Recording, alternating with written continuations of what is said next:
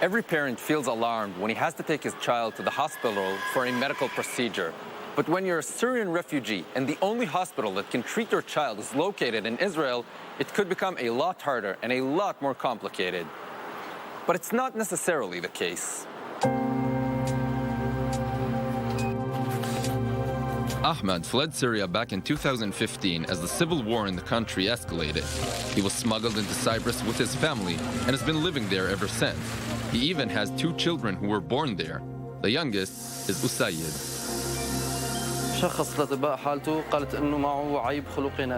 Usayed was born and the doctor came to me and said my son has a rare problem in his heart.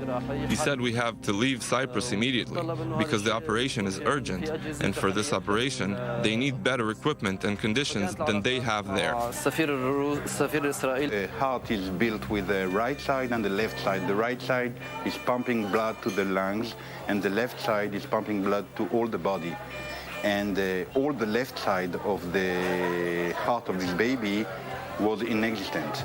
The urgency pushed Ahmed to fly with his newborn son to a country he never thought he'd ever set foot in. I don't care about the relations between Israel and Syria. My problem isn't political or religious. It's a health problem. My son's life is the most important thing in the world to me. I said right away, I'll go to Israel if needed. I'll go anywhere. When Ahmed arrived in Israel with Usayed, they immediately went to Sheba Hospital, east of Tel Aviv, where Dr. Sharaf met them and operated on the baby. Baby don't survive more than 1 month without surgery. And even with surgery, I mean, the results throughout the world are still the highest rate of perioperative mortality. So in Sheba, we had this history of doing such complex cases with quite good results. Israel has been treating Syrian patients for most of the Syrian civil war, as the Syrian government lost control of the border areas. But when the Syrian army regained control, it stopped this phenomenon. Since then, only refugees who have left Syria can enter Israel.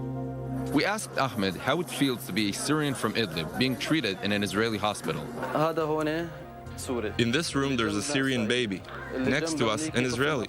Next to him, there's a baby from Gaza. After him, there's someone from Iraq. You can see for yourself. Each room has someone different. There's no discrimination or disputes. Ahmed will stay in Israel until Usayed recovers. If all goes well, they might come back for more operations in the future.